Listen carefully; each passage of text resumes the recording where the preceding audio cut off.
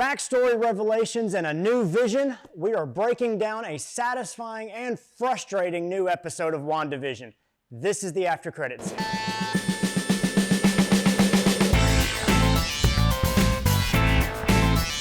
We've got so much to talk about, guys.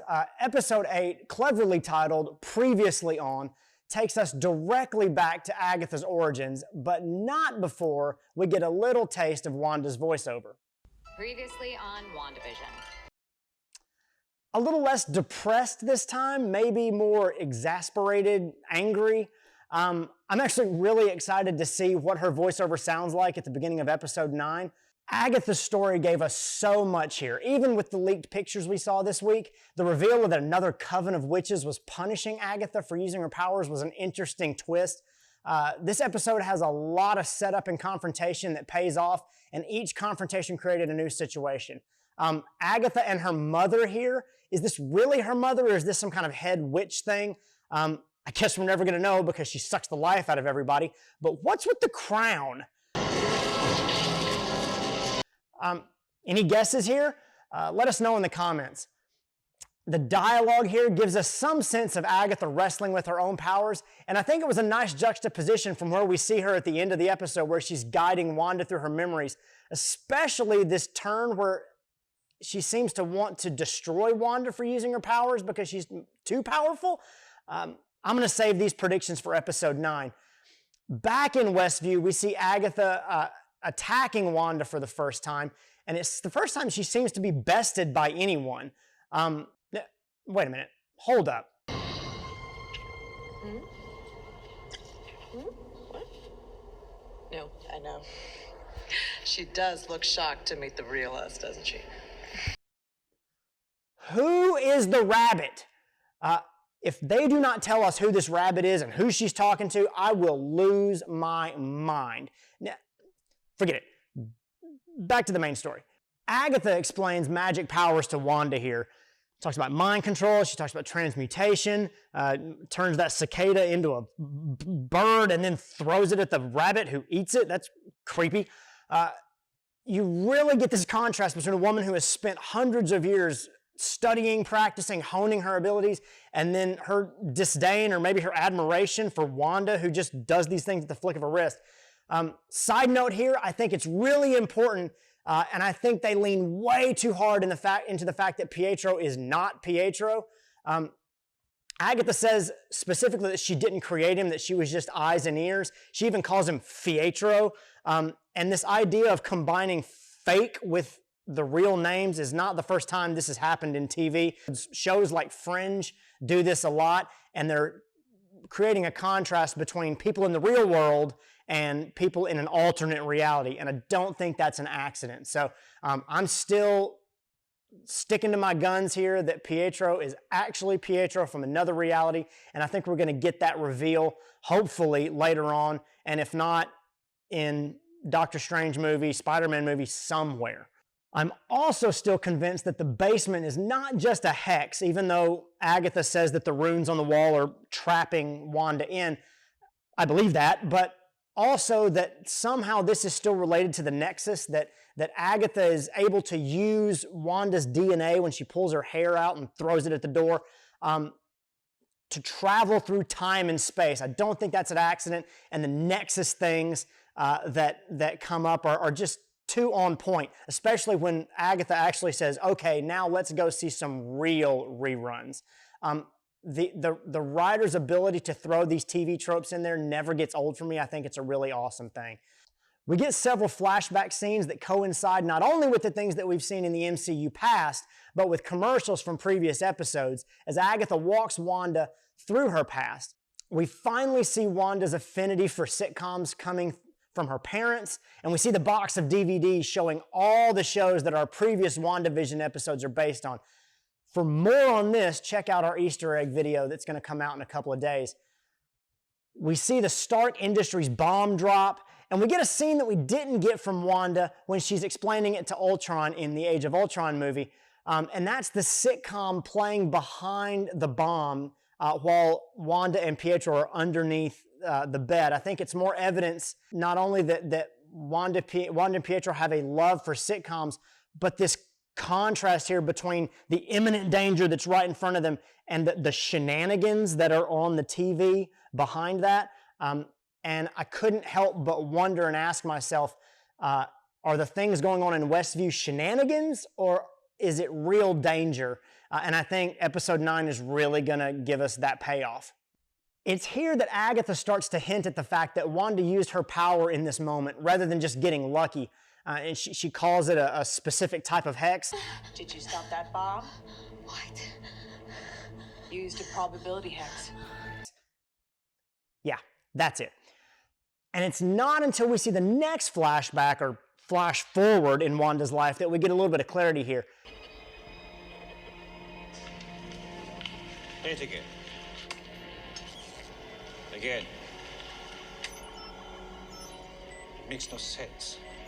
Strucker's men don't see the Mind Stone interacting with Wanda, and it creates this whole new origin story for Wanda that even Wanda didn't know about. A lot of this is fan service, and getting these stories that we're familiar with but from other angles is really, really awesome. But it's also a retcon of her powers as well. And this scene is super pivotal, not only for the show and the plot that we're watching, but for the MCU in general, since we're learning that Wanda's powers were not created by the Mind Stone, but were opened up and enhanced by the Mind Stone, that they were already there. And now the MCU can go forward with that word that we've longed to hear.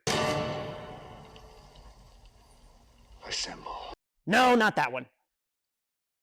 Mutants. One day. Now, as Agatha gets closer to Wanda's real trauma, we get a scene of Vision and Wanda at the Avengers compound after the Battle of Sokovia. Wanda and Vision connect over the sitcoms, and the beginnings of Wanda and Vision's relationship here was really touching, and I thought it was some awesome character development. As if we weren't already invested in Wanda and Vision, this was just the cherry on top, and I loved Vision's line here. But what is grief, if not love? Persevering. This was fantastic. It was a really deep moment and a really insightful line in the middle of this crazy superhero magic twisted thing. Now, I can't leave here without giving you a little bit of hope, and it came in the form of this line. It is funny because of the grievous injury the man just suffered. No, he's not really injured. Ah. How can you be certain? It's not that kind of show. I hope it's some foreshadowing. Maybe Vision's really not injured. I know we get this weird after credit scene, and we'll talk about that in a minute.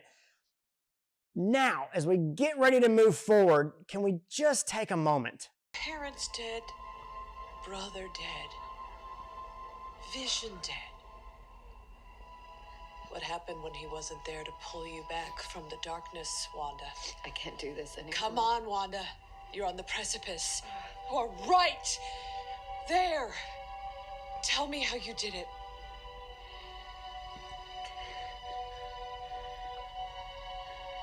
Vision was gone. But you wanted him back. I wanted him back. I wanted him back. Catherine Hahn is amazing here. This scene alone in this episode, I was transfixed, and I cannot wait to see more and more and more and more of her in the MCU, and I hope they keep putting her in whatever they can. Agatha and Wanda step from this scene into the Sword headquarters, and we get to see that scene that we've seen in previous episodes on the CCTV camera footage and that we've seen teased in so many trailers beforehand. I think most everybody here was expecting Wanda to take Vision's body, and Hayward really played it smooth.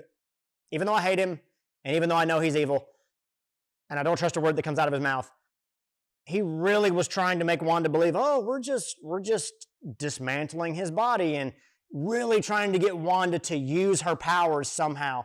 Not unlike somebody else we know in this same episode. Can you say theme yet? And then she just leaves him. I don't know about you. I didn't see that coming. And then it gets worse. But apparently he left her a note in his will or scheduled email? I have no idea. But this is how we make the connection between Wanda and Westview. Now, I gotta take a moment here. Wanda's starting to see her world unravel in her living room, and as it does, we're shown pieces of her house devolving and reforming. In one shot, we can see the house across the way, and it appears that the windows are boarded up. Another shot inside the house shows the old stairs from the 70s episodes. Could we be phasing through different timelines and realities? Or did we get a short glimpse at an abandoned Westview? Told you so. We see a really rundown, slightly abandoned Westview, and we get some shots of some people you might recognize. There's Mrs. Hart. There's the mailman. Whoa. The mailman? I so wanted him to be evil. I mean, look at the hat. Look at the presto. He's evil, right? Forget it. Okay, we're getting off track. Finally, we get to our location, only to have our hearts ripped out yet again.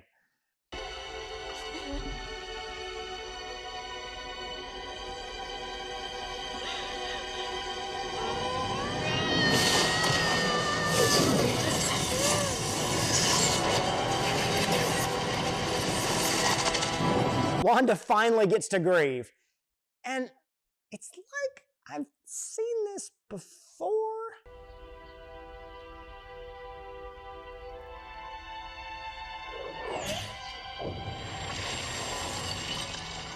And this whole world gets created in an instant. And I'm assuming that this means that the bubble and her memories being wiped and all those things happened in this moment. There's a ton of unanswered questions here, like...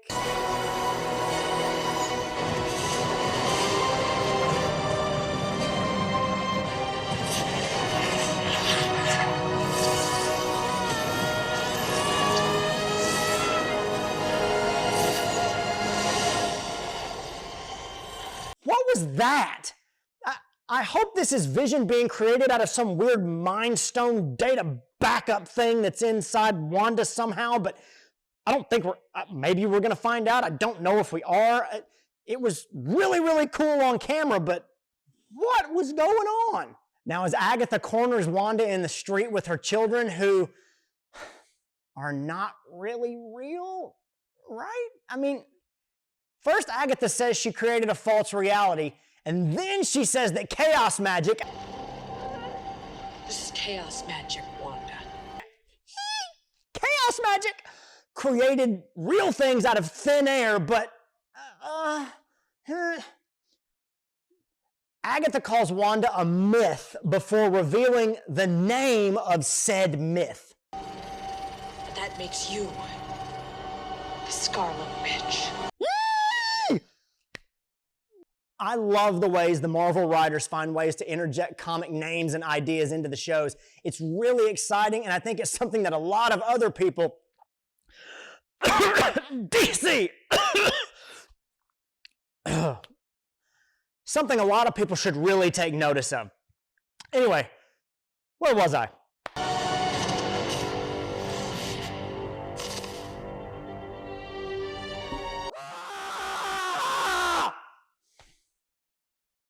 Wait.